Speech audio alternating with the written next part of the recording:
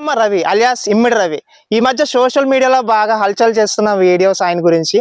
So ఎక్కడ చూసినా ఆయన గురించి అయితే నెగిటివ్ కామెంట్స్ అయితే రావట్లేదు. సో ఆయన వ్యక్తిగత జీవితాన్ని పక్కన పెడితే వాళ్ళ ఫాదర్ ఒక సాధారణ మధ్యతరగతి బిఎస్ఎన్ఎల్ ఉద్యోగి. సో ఆయనకి మ్యారేజ్ అవ్వడం, బాగా చదువుకున్న తర్వాత మ్యారేజ్ అయిన తర్వాత వాళ్ళ ఫ్యామిలీస్, వాళ్ళ మ్యారేజ్ అయిన మిసెస్ వాళ్ళతో ఫినాన్షియల్ సోర్సెస్ గురించి ఏదో ఇష్యూస్ రావడం, సో తను ఫినాన్షియల్గా ఎదగడం గురించి ఈ సోర్స్ ఎంచుకోవడం అవన్నీ పక్కన పెడితే చిత్ర పరిశ్రమలో ఉన్న పెద్దలకి నేను ఒక మాజీ జర్నలిస్ట్ అండి, నేను ఒక సాధారణ వ్యక్తినే.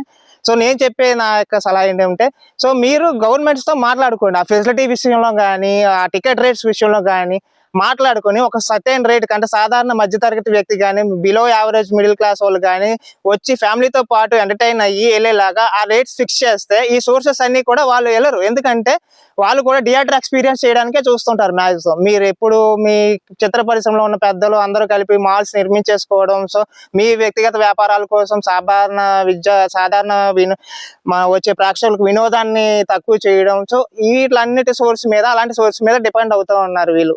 ఇప్పుడు ఈ ఐబొమ్మ రవి వెళ్ళిపోయినా రేపు యూబొమ్మ రవి ఎవరో ఒకరు సంథింగ్ వస్తారు. సో ఇక్కడ పాయింట్ అది కాదు. సో మీరు ఏ విధంగా ప్రభుత్వాలతో మాట్లాడుకొని ఆ వ్యవస్థని సరి చేస్తే, సో సాధారణ వ్యక్తి కంపల్సరీగా థియేటర్లోకి వెళ్ళి ఆ థియేటర్ ఎక్స్పీరియన్స్ చేసి సినిమా అదని చూస్తాడు. సో అతని వ్యక్తిగత జీవితాన్ని మనం పక్కన పెడితే ఇప్పుడు మీతో మాట్లాడేది ఏంటంటే చిత్ర పరిశ్రమల్లో సో పెద్దలు కానీ ఎవరైనా కానీ, పాస్ట్ గవర్నమెంట్లో ఆల్రెడీ మిస్టర్ జగన్మోహన్ రెడ్డి గారు ఉన్నప్పుడు మీరు వెళ్ళారు, మాట్లాడి హీరోస్ కానీ ప్రొడ్యూసర్స్ కానీ మీరు అందరూ వెళ్ళి ఆయనతో మాట్లాడారు. టికెట్ రేట్స్ ఇలా పెంచండి సార్, మాకు గిట్టుబాటు కావట్లేదు అని చెప్పి.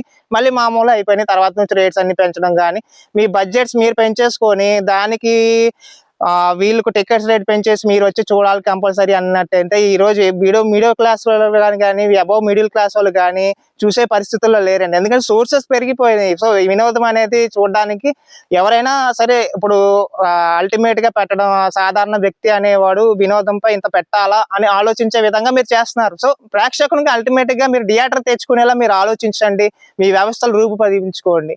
సో థ్యాంక్ యూ అండి.